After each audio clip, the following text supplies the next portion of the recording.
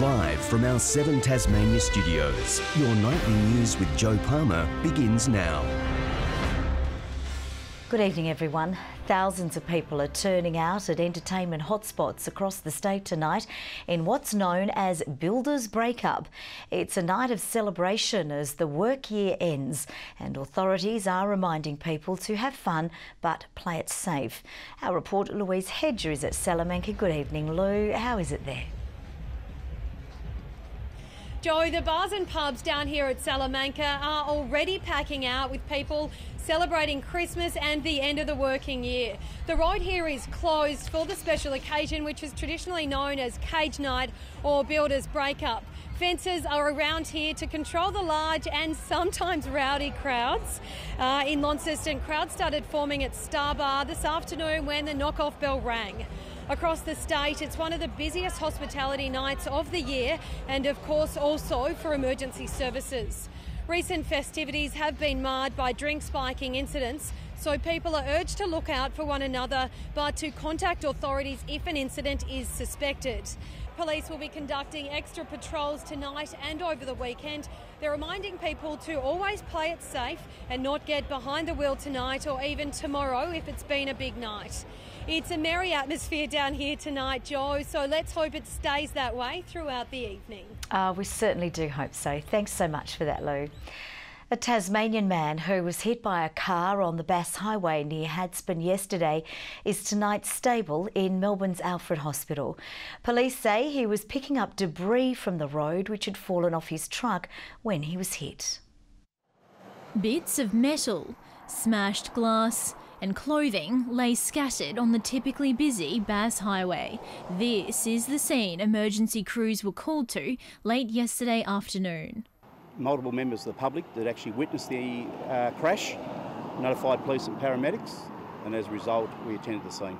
A horror smash which left a Tasmanian man in hospital with injuries that could have been much worse if not for a passing by Good Samaritan. A doctor from the northwest stopped to help and rendered first aid. A small sedan was travelling west on the Bass Highway and has collided with a male pedestrian which appears to have been on the road surface collecting debris that had fallen off a truck earlier.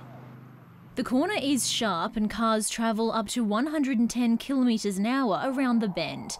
It's understood the 2 women in the hatchback were taken to hospital, shocked, but otherwise uninjured. The lady involved is quite visibly upset. There was another lady that had been through to town to do some shopping from the coast. Tonight he remains in a Melbourne hospital where he's receiving treatment. Family and friends have taken to social media saying he's a strong and lucky man, and to come out of this alive is unbelievable.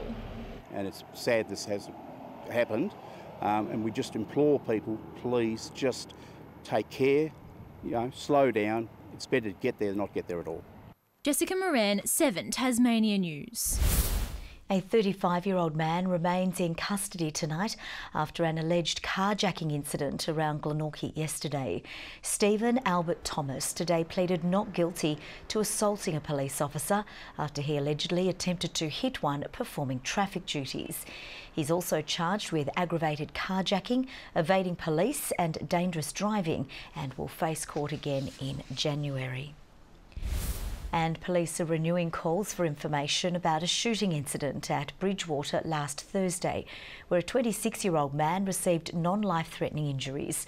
Investigators want to speak to anyone who was driving in the Albion Road area at around 7:30 p.m. and may have dash camera footage of a silver Lancer or green Hyundai.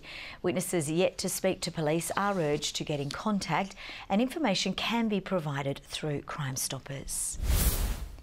The University of Tasmania has announced it will roll out 300 new beds after hundreds of students were told their accommodation was in doubt.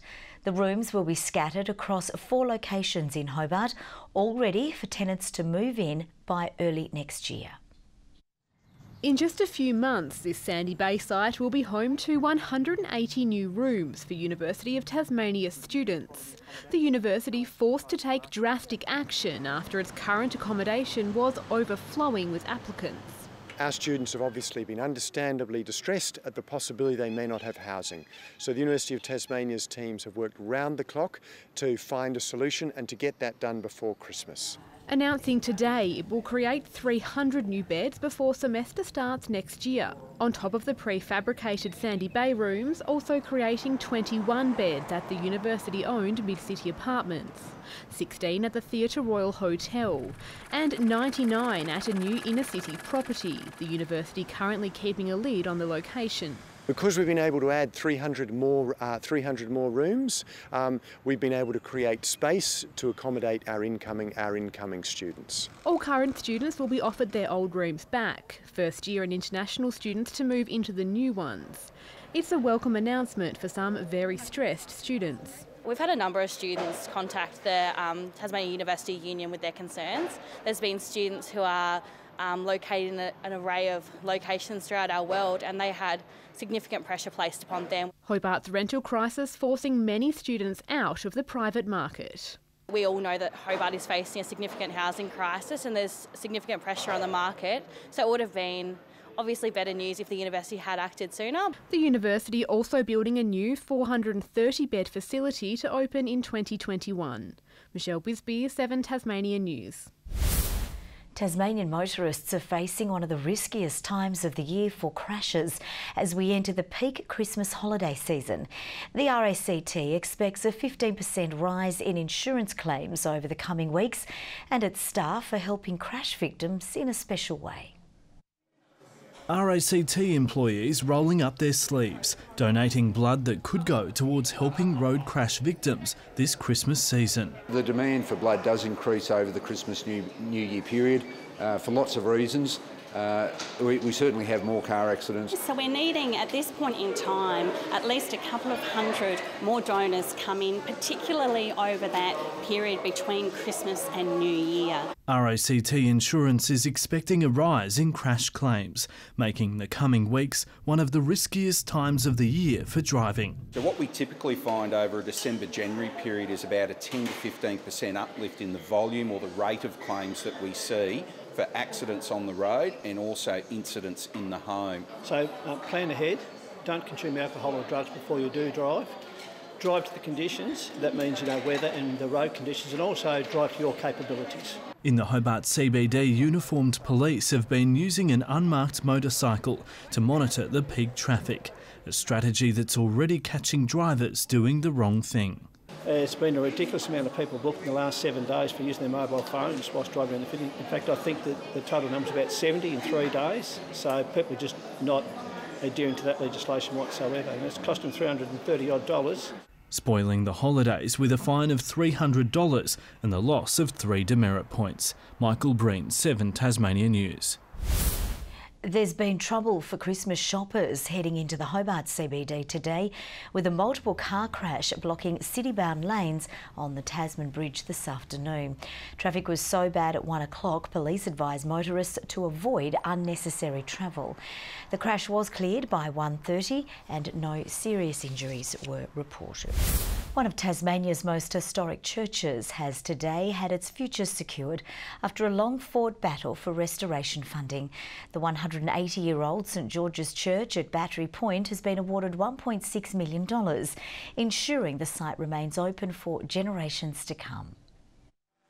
Known as the Light on the Hill, this church standing proud at Battery Point for more than 180 years, now in desperate need of restoration. There's some very significant stonework that needs to be done, particularly as you can see on the cornice and the tower, and that's the major stonework, but there's also internal work. Announced today, the St George's Anglican Church will benefit from $1.6 million in federal funding. This is enough funding to complete the renovation, not just to make it safe, but to make it look as it's meant to look by the original architects and builders.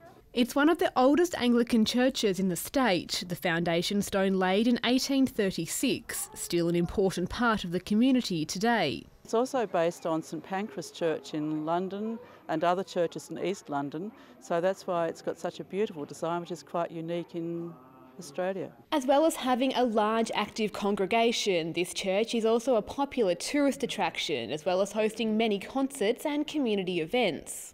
Repairs will start early next year, but today was a celebration for those who fought hard to secure the church's future. We're incredibly grateful. A wonderful Christmas gift for us. Michelle WISBEY, 7 Tasmania News. 12 Tasmanian community groups are feeling a little richer tonight, with $23,000 in grants announced today from Bell Bay Aluminium. The funding will go towards buying a range of sporting equipment, kicking off research projects and ensuring the groups have a bright 2019. It's a life-saving piece of equipment that many of our local clubs hope to never need. Sudden cardiac arrest is one of the leading causes of death in Australia, making a defibrillator an obvious choice for the Newstead Athletics Club. Certainly having it on hand when we're out and about. We do a lot of remote races and ambulance isn't always on hand. So yeah, it's really important that we have that. The club received a $2,000 grant today and plans to make the purchase early next year. We've got some older runners as part of the club and, it could be used any time. Also receiving funding is this group of passionate veterans and volunteers who've made wood and metal work their labour of love. We ourselves have noticed that amongst our group that there are several people here that are isolated and the only type of company they have is coming to us. That helps them greatly. They plan to put the money towards a dust extraction system for their shed. To be a volunteer in a community organisation these days is very challenging. You know, raising funds for projects and programs is a challenge. Surf lifesaving clubs, Launceston Legacy, community hubs and sea rescue groups also received a funding boost, a helping hand that will no doubt go a long way. Jessica Moran, 7 Tasmania News. The latest round of the state government's Skills Fund has been released, aiming to fix the state's skills shortage. Tasmanian businesses in the seafood, food processing, construction and engineering sectors will soon be able to further train and upskill workers. Funding for the program has been boosted to $4.3 million in an effort to support more than 3,000 Tasmanians looking to enter or re-enter the workforce. Children visiting Hobart Airport this festive season will have the opportunity to make another child's day a bit brighter thanks to a new initiative. Messages of support written to children in need during their hardest times. They're only small, but these postcards are sending messages of hope and kindness. They'll be placed into buddy bags, which are given to babies, children and young people arriving into emergency accommodation. Tried to get the children to think about giving that message to a child the same age as they are and how they would feel if they were in a tough situation. They're written by children visiting the Departures Lounge as part of an end-of-year initiative between Hobart Airport and the Alana and Madeline Foundation. It can be an incredibly lonely and stressful time when you're removed from home. Sometimes you've left your pet at home and often you've left your friends. So just to know that another child is thinking about you makes a really big difference. This year alone, more than 12,000 buddy bags have been given out across Australia and are often the first new item a child's ever received. I'm happy because we're giving these cards to people who need help, and I'm also sad that these people are really sad. They're filled with comforting essential items, a toothbrush, pyjamas, face washer and a little teddy bear. Children require love and they need the best. They need a message that they're important. Joyful, because it will be if I was really sad and I didn't really celebrate and that all these lovely people give me cards, I would really actually light up. A small gesture offering critical support during times of crisis. Louise Hedger, 7 Tasmania News.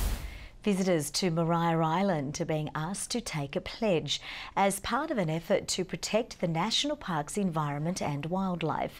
The pledge is to help keep it wild and pristine and respect creatures like the wombats who roam the island. The wombats look very touchable, but often people will surround them. We're trying to say, you know, stand back, enjoy, let them enjoy for everybody, but don't stress the wombats out, don't touch them, don't feed them. More and more people are starting to go, and the local community recognised this, and they're delighted to welcome visitors to their backyard, but they love the island very much, and we want to keep the values of the island. The pledge is available online and will be promoted to visitors using the ferry service. Now let's take a look at the day's business and finance news with thanks to Tasplan, your local super fund. The Australian share market has plunged to a new two-year low, dragged down by energy stocks, while insurers have been pelted with millions of dollars in claims following Sydney's hailstorm. The ASX 200 index has dropped by 38.2 points. Short time ago, the Australian dollar was trading at 71.09 US cents and 79.23 Japanese yen. The Hobart Hurricanes have been soundly beaten in the WBBL at the hands of the Sydney Thunder. The Canes started well before a lower order collapse, and a strong Sydney batting lineup sealed the 6-wicket defeat. In the nation's capital, on a neutral ground, the Thunder sent the Canes into bat. It looked like the wrong call. Slashes outside off stump and gets rewarded with 4.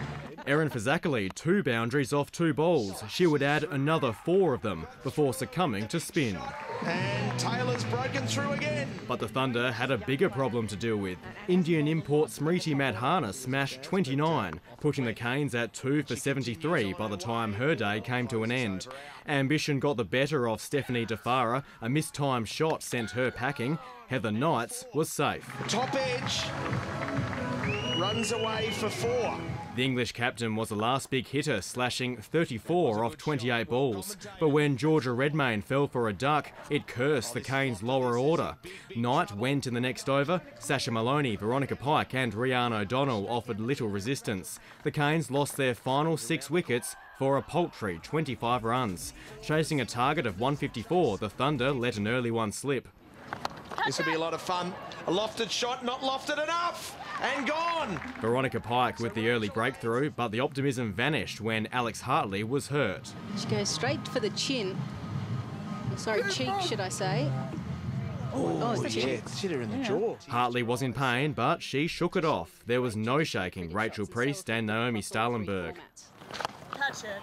Stalenberg goes long, goes high, and goes for 6. The pair was destructive, a 76-run stand. It set up the Thunder's innings. Priest was caught in the outfield, but it only opened the door to another string of quality batters. The nail in the coffin came with 16 balls to spare. And that'll be it. The Canes now have 6 losses from 7 games. Well, after his short career was nearly ended by lymphoma, Tassie cyclist ZACK Gilmore is finally reaching his full potential. The resilient young rider will put in the Ks at this year's Christmas carnivals before heading to the Sunshine Coast to race for a new team. He's had one of the toughest inductions to the pro cycling circuit. Beset by the blood cancer lymphoma during his teenage years, ZACK Gilmore is now on the verge of truly hitting his straps. My blood levels are still recovering a bit, even though it's like 9 months past my last treatment, but everything's really tracking on in the right place. I've started to get a lot stronger on the bike. Gilmore has just returned home from the Sunshine Coast, where he was unveiled as one of 7 new faces joining the Australian Cycling Academy. It's the biggest step on the 19-year-old's journey so far. This team also does a fair bit of racing overseas, especially in Asia, and I think they're hoping to travel to America and places like that. The down-to-earth teenager says he's beaten his early setbacks with the guiding support of his dad Matthew, himself an Olympic medalist. But before he moves to Queensland, Gilmore will be racing in the Christmas carnivals. Not only will it help his fitness leading into a crucial year, he has a deeper love for the carnival series, the place where, as a young spectator, he first decided he wanted to be a cyclist. His foundation team at the TIS is happy to see the prodigy spread his wings. I've always had such wonderful support with the TIS and the TIS racing team, but I think this just takes it to another level, giving just that increased exposure to bigger teams and bigger sponsors. The Carnival Series starts tomorrow in Rosebery. Good evening. A trough over Bass Strait created an unstable environment around the place today with mixed weather the result. Hobart 17 degrees, Launceston the state's high of 23, Burnie 18 and Devonport 19. It did drop to just 1 overnight on Mount Wellington. Friendly Beaches had 21 today, Smithton and Flinders Island 20, King Island, St Helens and Strawn all on 19. Cloud did move over most of Tasmania. A few thunderstorms developed over the north as well later this afternoon. The southeast mainland also had the unstable onshore winds. An upper jet stream has the cloud extending from the northwest of the country across to the east. Tomorrow the high extends a ridge over Tasmania and much of the southern part of the country. The broad trough remains over the northern areas as well. Winds southwest to southeasterly at 5 to 15 knots, tending northwest to southwest before increasing in the afternoon. A minor flood warning for the South Esk and North Esk has been posted. Saturday in Hobart should be partly cloudy, a top of 19, 19 also for Medina, Oatlands 18, fine but cloudy. Partly cloudy for Launceston as well, 22 the top, 20 the high for Devonport and Lyoweeney 3 overnight and 15 tomorrow. Burnie mostly sunny, 20, 19 for Strawn, a mostly sunny day for Marrawar and 18 degrees. St Helens tomorrow, possible light shower, 18 the maximum, 18 for Swansea and 18 for Orford. The UV sits at 9 and 10, which is very high. On Sunday, fine and partly cloudy apart from morning shower over the west. Christmas Eve will be fine and sunny statewide, Hobart 29, Swansea 27, Launceston 26, and on Christmas Day fine and sunny again. We may find an early shower over the west and south, and another shower could develop over the east later in the day. Another sizzling day in Perth tomorrow, 39 degrees, a little cloudy at first for Adelaide, a shower clearing from Melbourne, and showers continuing for Canberra and Sydney, a possible storm for Brisbane. Plenty of cloud around Tasmania, Hobart 13 at the moment, some rain over Launceston, 16 currently, and cloudy in Devonport and 16 degrees. Some interesting weather lately, Joe, and let's hope it all stabilises by Tuesday. Oh, it better. Thank you very much for that, Murph. That's all from the team for now. Have a lovely evening. We'll see you a little later. Bye-bye.